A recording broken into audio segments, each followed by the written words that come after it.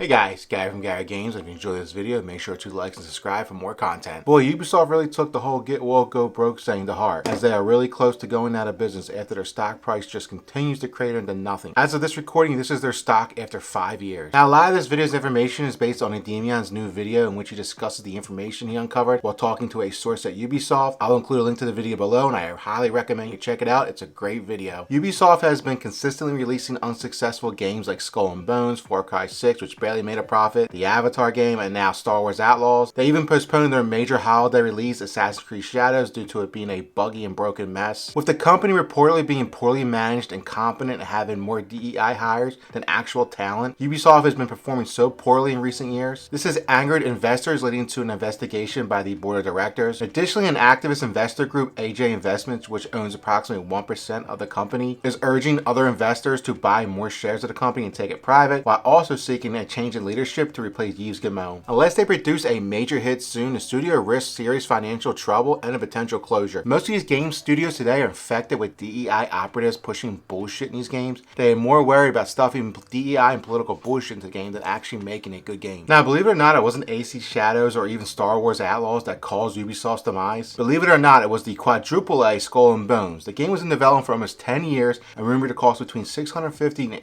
$850 million.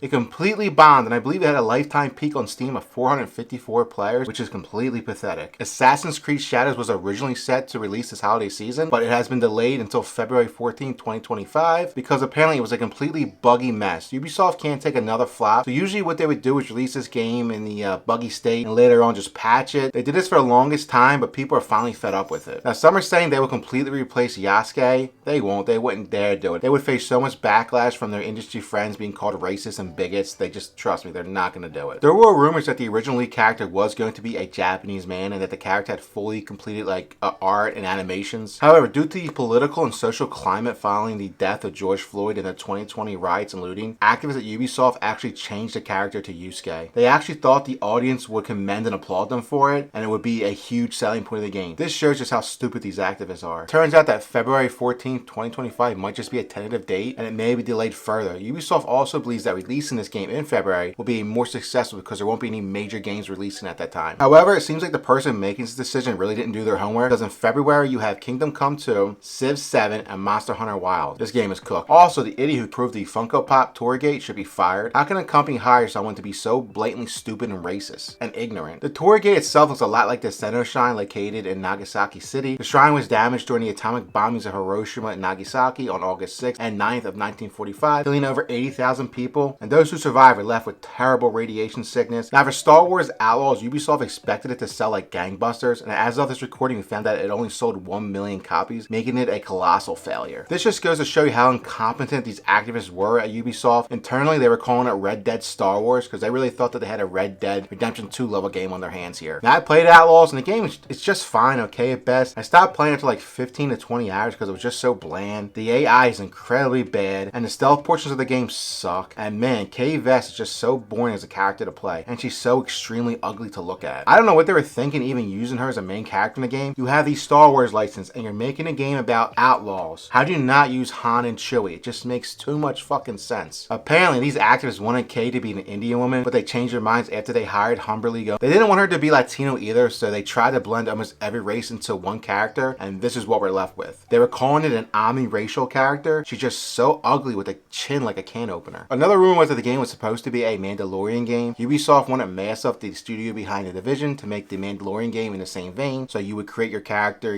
go on different missions and do bounties with your friends, explore different planets, pick up weapons, armor, all that stuff. Just think of the Division, but in the Star Wars universe, and as a Mandalorian. Now, for some reason, during the development, they actually, I don't even know if they made it development, they abandoned this game completely and decided to dive into the underbelly, the seediness of the Star Wars franchise instead. Another key factor in this video is that Ademian mentioned that these companies don't care what you think, and they're still full steam ahead with pushing DEI and wokeness in video games, but they're going to try and do their best by marketing it in a way where they try and hide it from us and put the DEI shit further into the game. So when you buy it, you won't see it till later on the game, and by then they've already tricked us into buying the game, and we may have had it for too long and may not be able to return it. Now they tricked us and took our money. So we have to pay even more attention now. I'm still skeptical about Ghost of Yotei. I'm still convinced that this game is going to be a DEI mess. Now I was actually thinking about buying a PS5 Pro, but what's the point if 99% of games being released today are just DEI shit? I see either two things happening here with Ubisoft. Either they're going to be shut down, I think by 2026 if it does happen, or investors will get enough support to take it private, fire the Guillemot family, and purge it of all DEI operatives. Alright guys, have a good day, and I'll catch you in the next one. Bye.